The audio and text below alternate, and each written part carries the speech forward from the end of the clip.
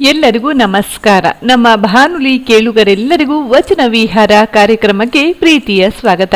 ನೀವು ಕೇಳ್ತಾ ಇರೋದು ರೇಡಿಯೋ ಶಿವಮೊಗ್ಗ 90.8 FM ಸಮುದಾಯ ಬಾನುಲಿ, ಭರವಸೆಗಾಗಿ ಭವಿಷ್ಯಕ್ಕಾಗಿ ನಮ್ಮ ಬಾನುಲಿ. ಇದು ವಚನ ವಿಹಾರ ಕಾರ್ಯಕ್ರಮ. ನಾನು ಪವಿತ್ರ ದಿನೇಶ್. ಸ್ನೇಹಿತರೆ, ಕನ್ನಡ ಸಾಹಿತ್ಯ ಪರಂಪರೆಯಲ್ಲಿ ತುಂಬ ವಿಶೇಷ ಸ್ಥಾನ ವಚನ ಸಾಹಿತ್ಯಕ್ಕೆ ಇದೆ. ವಚನಗಳಲ್ಲಿ ಜೀವನಕ್ಕೆ ಬೇಕಾದಂತಹ ಎಲ್ಲ ಸಂಗತಿಗಳು ಅಡಕವಾಗಿದೆ.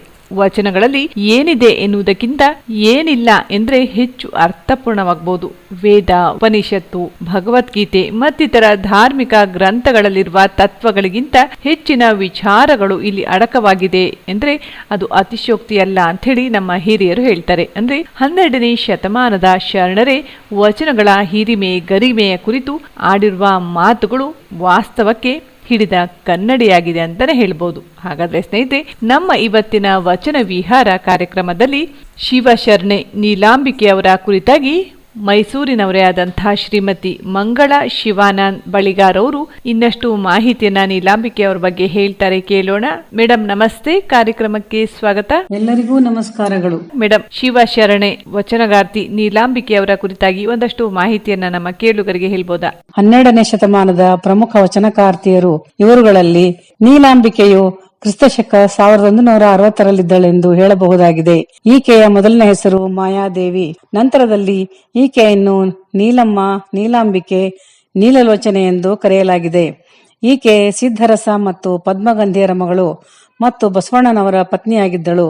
ಸಿದ್ಧರಸನು ಬಿಜ್ಜಳನ ಅರಸನ ಮಂತ್ರಿಯಾಗಿ ಮತ್ತು ದಂಡನಾಯಕನಾಗಿದ್ದನು. ನೋಡಲು ಚೆಲುವೆಯಾಗಿದ್ದ ಈಕೆಗೆ ನೀಲನೇತ್ರಗಳಿದ್ದುದರಿಂದ ನೀಲಲೋಚನೆ ಎಂದು ಕರೆದಿರಬಹುದಾಗಿದೆ. ಹರಿಹರನು ಗಂಗಾದೇವಿ, ಮಾಯಾದೇವಿ ಬಸವಣ್ಣನ ಪತ್ನಿಯರೆಂದು ತಿಳಿಸಿದ್ದಾನೆ. ಬಸವಣ್ಣನವರನ್ನು ಮದುವೆಯಾದ ನಂತರ ನೀಲಾಂಬಿಕೆಯು ಬಾಲಸಂಗಯ್ಯ ಎಂಬ ಮಗನನ್ನು ಹೆತ್ತಳೆಂದು ಅವನು ಬಹಳ ವರ್ಷ ಇರಲಿಲ್ಲವೆಂದು ತಿಳಿದುಬರುತ್ತದೆ. ಬಸವಣ್ಣನವರು ತಮ್ಮ ವಚನದಲ್ಲಿ ಎನ್ನ ಸತಿ ನೀಲಲೋಚನೆ ಪೃಥ್ವಿಗಗ್ಗಳದ ಚೆಲುವೆ ಎಂದು ಹೇಳಿದ್ದಾರೆ. ನೀಲಲೋಚನೆಯ ವಚನಗಳು ಕೆಲವು ಸಾಲುಗಳು ಹೀಗಿವೆ. ಕಾಮಿತ ಸುಖವ ಕಂಗೊಳಿಸಿದ ಗುರುವೇ, ಕಲ್ಪಿತವ ನಷ್ಟ ಮಾಡಿದ ಗುರುವೇ, ಇಬ್ಬರೂ ನಾವು ಒಂದೆಡೆಯ ನುಂಡೆವು. ಮತ್ತೆ ಹೇಳ್ತಾಳೆ, ಎನಗೆ ಲಿಂಗವೂ ನೀವೇ ಬಸವಯ್ಯ, ಎನಗೆ ಸಂಘವೂ ನೀವೇ ಬಸವಯ್ಯ, ಕಾಮವನಳಿದ ಹೆಣ್ಣಲ್ಲ ನಾನು, ಕಾಮ ಉಂಟೆನಗೆ, ಕುಲವಳಿದ ಹೆಣ್ಣ ಕಣ್ಣ ಬಯಲ ಕಂಡು ಕುಲವಡಗಿ ಸಂಘ ಸ್ವಯ ರೂಪ ಎತ್ತಯ್ಯ. ನೀಲಾಂಬಿಕೆಯ ಈ ವಚನಗಳನ್ನು ಗಮನಿಸಿದಾಗ ಪ್ರತಿ ವಚನದಲ್ಲೂ ಬಸವ ಬಸವ ಎಂದು ಹಂಬಲಿಸುವುದನ್ನು ನೋಡಿದಾಗ ಬಸವಣ್ಣ ಮತ್ತು ನೀಲಾಂಬಿಕೆಯರ ಮದುವೆ ಅದು ಅಂತರ್ಜಾತಿ ವಿವಾಹವಾಗಿರುವುದರ ಜೊತೆಗೆ ಪ್ರೇಮ ವಿವಾಹವು ಆಗಿದ್ದಿರಬೇಕೆಂದು ತಿಳಿಯಲು ಈ ವಚನವು ಆಧಾರವಾಗಿದೆ. ಕನ್ನಡ ನಾಡಿನಲ್ಲಿ ಪ್ರಥಮ ಪ್ರೇಮ ವಿವಾಹ ಹಾಗೂ ಪ್ರಥಮ ಅಂತರ್ಜಾತಿ ವಿವಾಹ ಮಾಡಿಕೊಂಡ ಶ್ರೇಯಸ್ಸು ಬಸವಣ್ಣ ನೀಲಾಂಬಿಕೆಯರಿಗೆ ಸಲ್ಲುತ್ತದೆ. ಬಸವಣ್ಣನವರ ಧರ್ಮಪತ್ನಿಯಾದಂಥ ನೀಲಾಂಬಿಕೆಯವರ ಕುರಿತಾಗಿ ಬಸವಣ್ಣನವರು ಹೇಳಿದಂತಹ ವಚನ, ಹಾಗೆ ನೀಲಾಂಬಿಕೆಯವರು ಬಸವಣ್ಣನವರ ಕುರಿತಾಗಿ ಹೇಳಿರುವಂತಹ ವಚನಗಳ ಸಾರಾಂಶವನ್ನ ತುಂಬಾ ಚೆನ್ನಾಗಿ ಮಂಗಳ ಶಿವಾನಂದ್ ಬಳಿಗಾರ್ ಅವರು ತಿಳಿಸಿದ್ರು. ನಂತರದಲ್ಲಿ ಕೂಡ ಇನ್ನಷ್ಟು ವಿಚಾರಗಳನ್ನ ಹೇಳ್ತಾರೆ. ಹಾಗೆ ನೀಲಾಂಬಿಕೆಯವರ ಬಗ್ಗೆ ಇನ್ನಷ್ಟು ವಿಚಾರಗಳನ್ನ ತಿಳ್ಕೊಳ್ಳೋಣ. ಮತ್ತೊಮ್ಮೆ ವಚನ ವಿಹಾರ ಕಾರ್ಯಕ್ರಮಕ್ಕೆ ಸ್ವಾಗತ. ನೀವು ಕೇಳ್ತಾ ಇರೋದು ರೇಡಿಯೋ ಶಿವಮೊಗ್ಗ 90.8 FM ಸಮುದಾಯ ಬಾನುಲಿ, ಭರವಸೆಗಾಗಿ ಭವಿಷ್ಯಕ್ಕಾಗಿ ನಮ್ಮ ಬಾನುಲಿ. ಇದು ವಚನ ವಿಹಾರ ಕಾರ್ಯಕ್ರಮ. ನಾನು ಪವಿತ್ರ ದಿನೇಶ್. ಸ್ನೇಹಿತರೆ, ಇದುವರೆಗೆ ಮೈಸೂರಿನವರೇ ಆದಂತಹ ಶ್ರೀಮತಿ ಮಂಗಳ ಶಿವಾನಂದ್ ಬಳಿಗಾರ್ ಅವರು ವಚನಗಾರ್ತಿ ನೀಲಾಂಬಿಕೆಯವರ ಕುರಿತು ಮಾಹಿತಿಯನ್ನ ಹೇಳ್ತಾ ಇದ್ರು. ಈಗ ಸಹ ಇನ್ನಷ್ಟು ವಿಚಾರಗಳನ್ನು ಹೇಳ್ತಾರೆ, ಕೇಳೋಣ ಬನ್ನಿ. ಮಡದಿ ಎನ್ನಲಾಗದು ಬಸವಂಗೆ ಎನ್ನನು, ಪುರುಷನೆನ್ನಲಾಗದು ಬಸವನೆನಗೆ, ಉಭಯದ ಕುಲವ ಹರಿದು ಬಸವಗೆ ಶಿಶುವಾದೆ, ಬಸವನೆನ್ನ ಶಿಶುವಾದ. ನೀಲಾಂಬಿಕೆಯ ಇಂತಹ ವಚನ ಗಮನಿಸಿದಾಗ ಆಕೆ ತುಂಬಾ ವಿಶಿಷ್ಟ ವ್ಯಕ್ತಿತ್ವದ ವಚನಕಾರ್ತಿಯಾಗಿದ್ದಳೆಂದು ತಿಳಿದುಬರುತ್ತದೆ. ಬಸವಣ್ಣನ ಅನುಭವದಿಂದ ತಾನು ವಿಚಾರ ಪತ್ನಿಯಾಗಿ ಬೆಳೆದನೆಂದು ಹೇಳಿದ್ದಾಳೆ. ತಾನು ಬಸವನ ಮಡದಿ ಮಾತ್ರವಲ್ಲ ಮತ್ತು ಬಸವ ಕೇವಲ ತನಗೆ ಪತಿ ಮಾತ್ರವಲ್ಲ, ತಮ್ಮಿಬ್ಬರ ಸಂಬಂಧ ಇದೆಲ್ಲವನ್ನು ಮೀರಿದ್ದಾಗಿದೆ ಎಂದು ಸ್ಪಷ್ಟಪಡಿಸಿದ್ದಾಳೆ. ನೀಲಾಂಬಿಕೆಯು ಬಸವಣ್ಣನವರನ್ನು ಮದುವೆಯಾದ ನಂತರ ಆಧ್ಯಾತ್ಮ ಕ್ಷೇತ್ರದಲ್ಲಿ ಎತ್ತರವಾಗಿ ಬೆಳೆದು ನಿಲ್ಲುತ್ತಾಳೆ. ಸಾಹಿತ್ಯಕವಾಗಿಯೂ ಅಷ್ಟೇ ಮಹತ್ವದ ವಚನಕಾರ್ತಿಯಾಗುತ್ತಾಳೆ. ಅಕ್ಕಮಹಾದೇವಿಯನ್ನು ಬಿಟ್ಟರೆ ಅಧಿಕ ಸಂಖ್ಯೆಯಲ್ಲಿ ವಚನಗಳನ್ನು ರಚಿಸಿದ ಶರಣೆ ನೀಲಾಂಬಿಕೆಯಾಗಿದ್ದಾಳೆ. ಈಕೆಯ 288 ವಚನಗಳು ಪ್ರಕಟವಾಗಿವೆ. ಸಂಗಯ್ಯ ಎಂಬುದು ಇವಳ ವಚನಾಂಕಿತವಾಗಿದೆ. ವಚನಗಳ ಜೊತೆಗೆ 7 ಸ್ವರವಚನಗಳನ್ನು ರಚಿಸಿದ್ದಾಳೆ.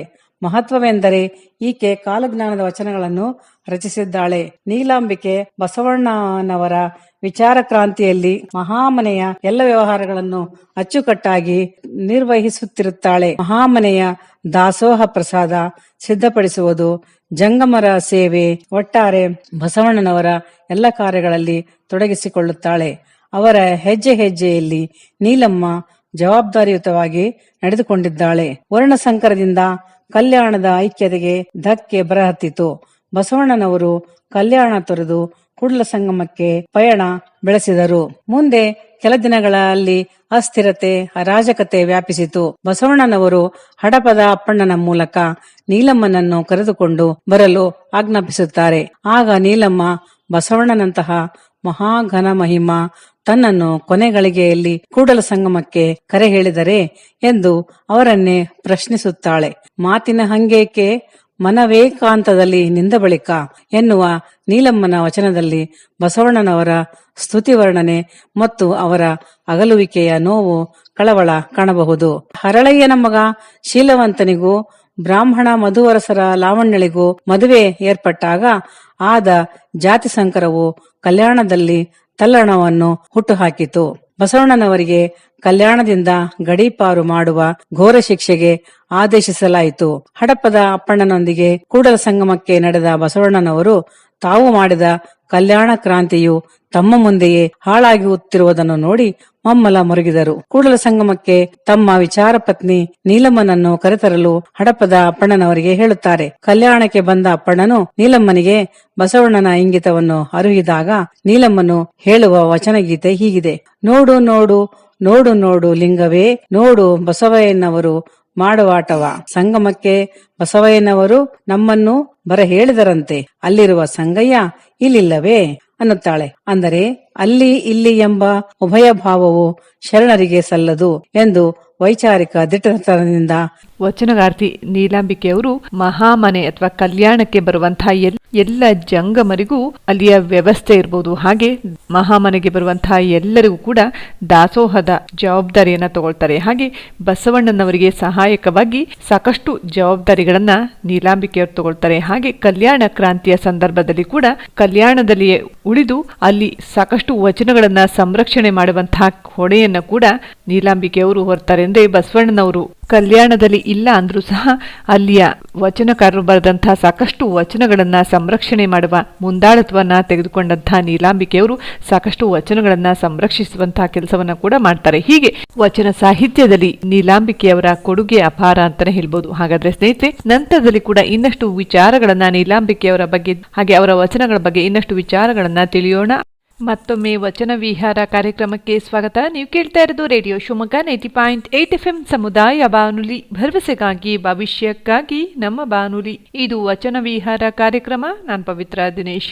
ಇದುವರೆಗೆ ವಚನಗಾರ್ತಿ ನೀಲಾಂಬಿಕೆಯವರ ಕುರಿತಾಗಿ ಮೈಸೂರಿನವರೇ ಆದಂತಹ ಶ್ರೀಮತಿ ಮಂಗಳಾ ಶಿವಾನಂದ್ ಬಳಿಗಾರವರು ಕಲ್ಯಾಣ ಕ್ರಾಂತಿಯ ಸಂದರ್ಭದಲ್ಲಿ ನೀಲಾಂಬಿಕೆಯವರು ತೋರಿದಂತಹ ಧೈರ್ಯ ಇರ್ಬೋದು, ಹಾಗೆ ಇವರು ಅಕ್ಕ ಮಹಾದೇವಿಯ ಸಮಕಾಲೀನರಾದಂತಹ ನೀಲಾಂಬಿಕೆಯವರು ಸಾಕಷ್ಟು ವಚನಗಳನ್ನ ರಚಿಸುವ ಮೂಲಕ ಸಮಾಜಕ್ಕೆ ತಮ್ಮದೇ ಆದಂತಹ ಕೊಡುಗೆಯನ್ನ ನೀಡಿದುದರ ಬಗ್ಗೆ ಮಾಹಿತಿಯನ್ನ ಹೇಳ್ತಾ ಇದ್ರು. ಈಗ ಇನ್ನಷ್ಟು ವಿಚಾರಗಳನ್ನು ಹೇಳ್ತಾರೆ, ಕೇಳೋಣ ಬನ್ನಿ. ನಾನಾರ ಸೇರುವೆನೆಂದು ಚಿಂತಿಸಲೇತಕ್ಕಯ್ಯ ಬಸವ, ನಾನಾರ ಹೊಂದುವೆನೆಂದು ಭ್ರಮೆ ಬಿಡಲೇತಕ್ಕಯ್ಯ ಬಸವ, ನಾನಾರ ಇರವನರಿವೆನೆಂದು ಪ್ರಲಾಪಿಸಲೇತಕ್ಕಯ್ಯ ಬಸವ, ಪರಿಣಾಮ ಮೂರ್ತಿ ಬಸವನ ರೂಪು ಎನ್ನ ಕರಸ್ಥಲದಲ್ಲಿ ಬೆಳಗಿದ ಬಳಿಕ ಸಂಗಯ್ಯನ ಹಂಗು ನಮಗೇತಕ್ಕಯ್ಯ.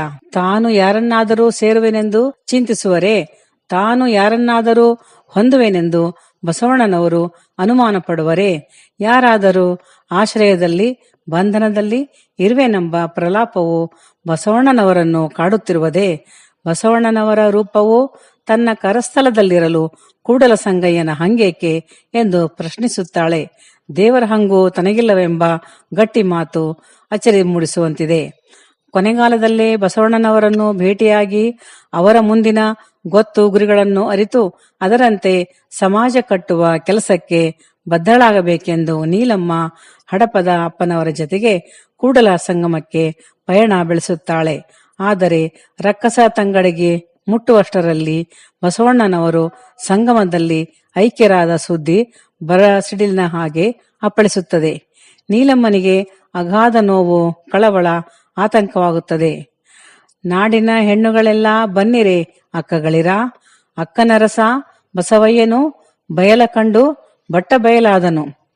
ಅಕ್ಕನರಸನಿಲ್ಲದೆ ನಿರಕ್ಕರನಾದನು ಬಸವಯ್ಯನು. ನಮ್ಮ ಸಂಗಯ್ಯನಲ್ಲಿ ಬಸವಯ್ಯನೈಕ್ಯ, ಬಯಲಿಲ್ಲದ ಬಯಲು, ಸ್ತ್ರೀಲೋಕೋದ್ಧಾರಕ ಬಸವಣ್ಣನು ಐಕ್ಯನಾದ ಸುದ್ದಿಯನ್ನು ನೀಲಮ್ಮ ಹೀಗೆ ಮನೋಜ್ಞವಾಗಿ ಚಿತ್ರಿಸಿದ್ದಾಳೆ. ನಾಡಿನ ಅಕ್ಕ ತಂಗಿಯರನ್ನೆಲ್ಲ ಕೂಗಿ ಕರೆಯುತ್ತಾಳೆ. ನೋಡ ಬನ್ನಿ, ಅಕ್ಕನರಸ ಅಂದರೆ ಗಂಗಾಂಬಿಕೆಯ ಒಡೆಯ ಬಸವಣ್ಣನವರು ಬಯಲ ಕಂಡು ಬಟ್ಟ ಬಯಲಾದರು. ನಮ್ಮ ಸಂಗಯ್ಯನಲ್ಲಿ ಬಸವಣ್ಣನ ಐಕ್ಯವು ಬಯಲಿಲ್ಲದ ಬಯಲು ಎಂದಿರುವುದು ಅವಳ ಸ್ಥಿತಪ್ರಜ್ಞತೆಗೆ ಸಾಕ್ಷಿಯಾಗಿದೆ. ನಾನಾರ ಹೆಸರ ಕುರುಹಿಡಲಯ್ಯ ಬಸವ, ನಾನಾರ ರೂಪ ನಿಜವಿಡಲಯ್ಯ ಬಸವ, ನಾನಾರ ಮಾತ ನೆಲೆಗೊಳಿಸಲಯ್ಯ ಬಸವ, ನಾನಾರ ಮನವನಂಗೈಸಲಯ್ಯ ಬಸವ ಎನ್ನ ಸುಖಾಕಾರ ಮೂರ್ತಿ ಬಸವನಡಗಿದ ಬಳಿಕ ಎನಗೆ ಹೆಸರಿಲ್ಲ, ರೂಪು ನಿರೂಪವಾಯಿತ್ತಯ್ಯ ಸಂಗಯ್ಯ ಬಸವನಡಗಿದ ಬಳಿಕ ಎನ್ನುತ್ತಾಳೆ. ಬಸವಣ್ಣನವರು ಐಕ್ಯವಾದ ಬಳಿಕ ತಾನು ಯಾರ ಹೆಸರನ್ನು ಕೂಗಿ ಕರೆಯಲಿ, ಬಸವಣ್ಣನವರಿಲ್ಲದೆ ಬದುಕಿನಲ್ಲಿ ಯಾರ ಭಾವರೂಪವನ್ನು ನಿಜ ಮಾಡಲಿ, ಬಸವಣ್ಣನಿಲ್ಲದ ಜೀವನದಲ್ಲಿ ತಾನು ಯಾರ ಮಾತನ್ನು ನೆಲೆಗೊಳಿಸಲು ಸಾಧ್ಯ, ಅವರೇ ತನ್ನ ಸರ್ವಸ್ವವಾದ ಕಾರಣ ತಾನು ಯಾರ ಮನವನ್ನು ಅಂಗೈಸಲಿ ಎನ್ನುತ್ತಾಳೆ. ತನ್ನ ಸುಖ ದುಃಖ ಹಂಚಿಕೊಂಡ ಪತಿಯಿಲ್ಲದ ಬಳಿಕ ತನಗೆ ಹೆಸರಿಲ್ಲ, ತನ್ನ ರೂಪು ನಿರೂಪವಾಯಿತು ಸಂಗಯ್ಯನೊಳಗೆ ಬಸವನಡಗಿದ ಬಳಿಕ ಎಂದಿದ್ದಾಳೆ ನೀಲಮ್ಮ. ಹೀಗೆ ತನ್ನ ದುಃಖವನ್ನು ಅಳಲನ್ನು ತೋಡಿಕೊಂಡ ನೀಲಮ್ಮ ಬಸವಣ್ಣನಿಲ್ಲದ ಬದುಕು ತನಗೂ ಬೇಡವೆಂದು ತೀರ್ಮಾನಿಸಿ ನದಿಯ ಆಚೆಗೆ ಬಸವಣ್ಣನವರು ಐಕ್ಯವಾದರೆ ನೀಲಮ್ಮ ಹಡಪದ ಅಪ್ಪಣ್ಣನವರ ಜೊತೆ ನದಿಯ ಈಚೆಗೆ ಇಂದಿನ ಮುದ್ದೇಬಿಹಾಳ ತಾಲೂಕಿನ ತಾಳಿಕೋಟೆ ಬಳಿಯಿರುವ ರಕ್ಕಸ ತಂಗಡಿಗೆಯಲ್ಲಿ ಐಕ್ಯವಾಗುತ್ತಾಳೆ. ರಕ್ಕಸ ತಂಗಡಿಗೆಯಲ್ಲಿ ಅವರ ಗದ್ದುಗೆ ಇದೆ. ಹೀಗೆ ಕಲ್ಯಾಣ ಕ್ರಾಂತಿಯಲ್ಲಿ ಅಚ್ಚು ಹಾಕಿದ ಹೆಸರು ನೀಲಾಂಬಿಕೆಯದು. ಅಟ್ಟಡವಿಯಲ್ಲಿ ಬಿಟ್ಟು ಹೋದಿರಿ ಬಸವಯ್ಯ, ನಟ್ಟ ನಡು ಗ್ರಾಮವ ಕೆಡಿಸಿ ಹೋದಿರಿ ಬಸವಯ್ಯ, ಹುಟ್ಟಿಲ್ಲದ ಬಂಜೆಗೆ ಮಕ್ಕಳ ಕೊಟ್ಟಿರಿ ಬಸವಯ್ಯ, ಆ ಮಕ್ಕಳ ಫಲವಿಲ್ಲದಂತೆ ಮಾಡಿದಿರಿ ಬಸವಯ್ಯ, ಸಂಗಯ್ಯನಲ್ಲಿ ನೀನೆಂತಪ್ಪ ಮಹಿಮನಯ್ಯ ಬಸವಯ್ಯ ಎಂದು ನೀಲಾಂಬಿಕೆಯ ಹೃದಯದಿಂದ ಹೊರಟ ಶೋಕಗೀತೆಗಳೇ ವಚನಗಳಾಗಿ ಮಾರ್ಪಟ್ಟಿವೆ. ಕನ್ನಡದ ಮೊದಲ ಶೋಕಗೀತೆಗಳಾಗಿವೆ. ಇಲ್ಲಿಯವರೆಗೆ ತಮ್ಮ ಸಮುದಾಯ ಬಾನುಲಿಯ ಕಂತುಗಳಲ್ಲಿ ಪ್ರಸಾರವಾದ 12ನೇ ಶತಮಾನದ ಪ್ರಮುಖ ವಚನಕಾರ್ತಿಯರುಗಳ ಬಗ್ಗೆ ತಿಳಿಸಿದ ನನ್ನ ಕೆಲವು ಅನಿಸಿಕೆಗಳನ್ನು ವಚನ ವಿಹಾರ ಕಾರ್ಯಕ್ರಮದಲ್ಲಿ ಪ್ರಸಾರ ಮಾಡಲು ಅವಕಾಶವನ್ನು ನೀಡಿದ ಎಫ್ಎಂ ಚಾನೆಲ್ನ ಎಲ್ಲ ಸಿಬ್ಬಂದಿ ವರ್ಗದವರಿಗೆ ಮತ್ತು ನಿರೂಪಕಿ ಶ್ರೀಮತಿ ಪವಿತ್ರ ದಿನೇಶ್ ರವರಿಗೆ ಹಾಗೂ ಸಹೃದಯಗಳಾಗಿ ಮಾತುಗಳನ್ನು ಆಲಿಸಿದ ಶ್ರೋತ್ರ ಬಳಗದವರಿಗೆಲ್ಲ ನನ್ನ ಹೃತ್ಪೂರ್ವಕ ಧನ್ಯವಾದಗಳು.